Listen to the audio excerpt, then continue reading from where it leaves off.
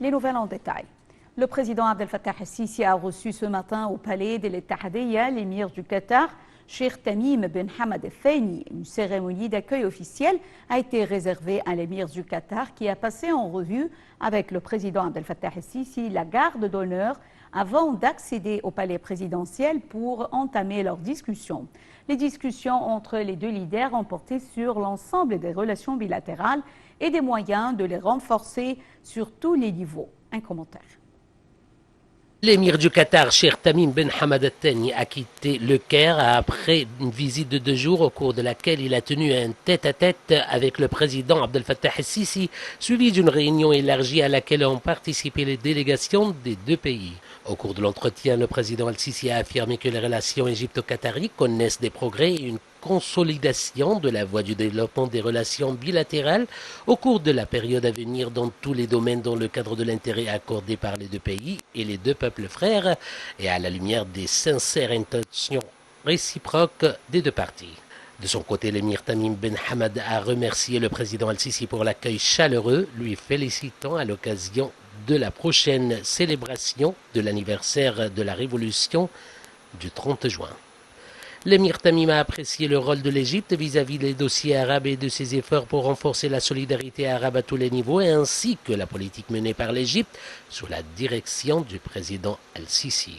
Les deux chefs ont examiné au cours de la réunion des développements régionaux et la coordination conjointe pour faire face aux différentes crises dans la région.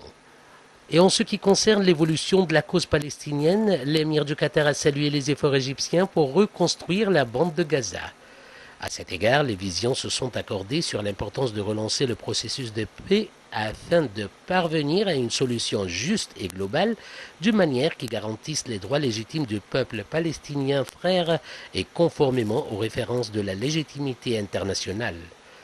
Les répercussions négatives de la crise russo-ukrainienne sur l'économie mondiale ont été également passées en revue, ainsi que les perspectives d'une coopération conjointe pour lutter contre le terrorisme et l'idéologie extrémiste.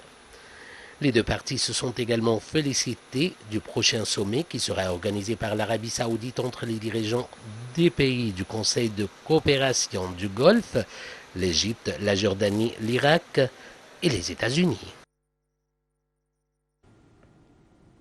Le Premier ministre Dr Moustapha Madbouli a effectué une tournée d'inspection des nombres de projets de l'initiative présidentielle vie décente au gouvernorat d'El Gharbiya.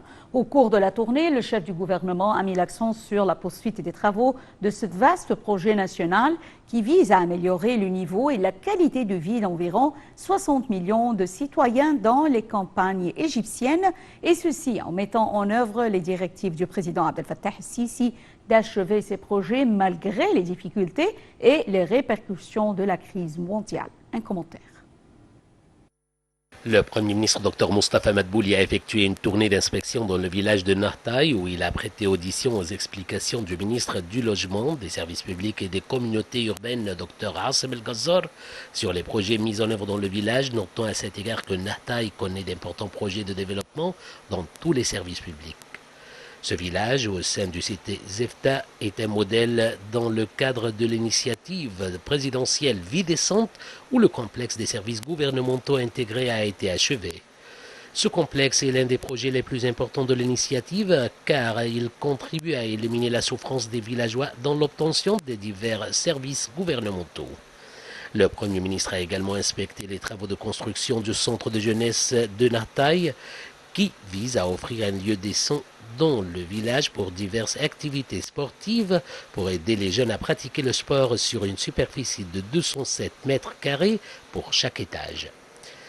Le chef du gouvernement a par ailleurs inspecté les travaux de développement et d'amélioration de l'école primaire d'Al-Sayah à Nahtaï.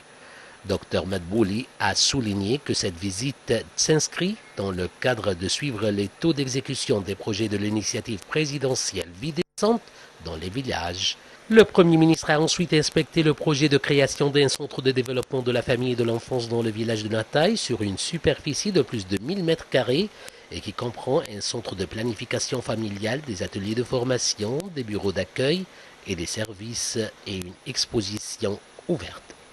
Ce centre offre des services aux familles, aux enfants, aux personnes âgées et aux personnes déterminées. Initiative présidentielle Vie décente.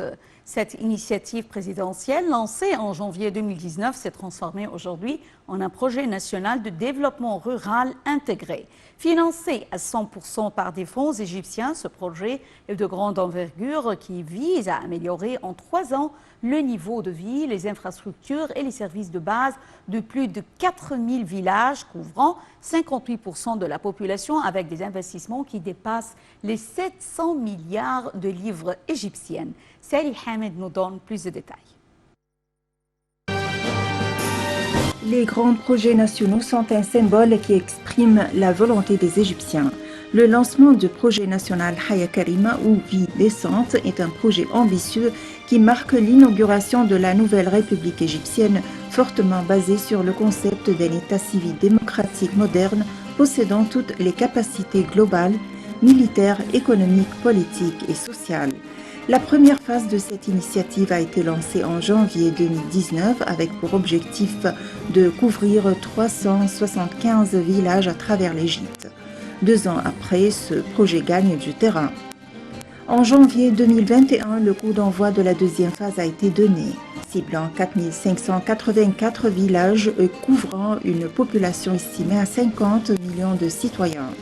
En fait, l'initiative repose sur 4 axes, à savoir améliorer le niveau de vie et investir dans le capital humain, développer les services d'infrastructure et offrir aux villages les plus pauvres un accès accru aux services de base tels que la santé, l'éducation, l'eau et l'assainissement.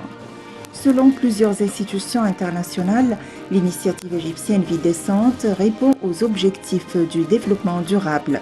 C'est pourquoi les Nations Unies ont classé cette initiative comme l'une des meilleures pratiques pour mettre en œuvre des programmes de développement durable dans le monde.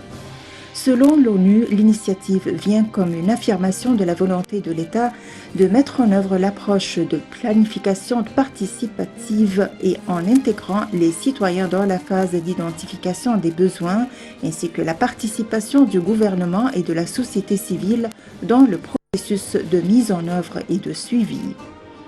Vie décente est le projet du XXIe siècle en Égypte et l'icône de la nouvelle République. Au cours des 7 dernières années, l'État égyptien a mis en œuvre de nombreux projets qui ont permis aujourd'hui à l'Égypte de lancer le projet de développement de la campagne égyptienne, le plus grand au monde à l'ère moderne, fait par une main-d'œuvre, des compagnies et des matières à 100% égyptiennes. Le travail va dans le bon chemin. C'est ce qu'a indiqué un rapport publié par le ministère de la Planification qui dévoile que la première phase de Vie décente lancée en janvier 2019 a contribué à une réduction de 11% des taux de pauvreté dans certains villages, à la disponibilité de 50% des services de base et à l'allègement des répercussions du coronavirus sur la vie de 4,5 millions de citoyens. L'initiative de développement de la campagne égyptienne Vie décente sera une partie principale des axes du cadre stratégique de coopération pour le développement durable entre l'Égypte et les Nations Unies 2023-2027.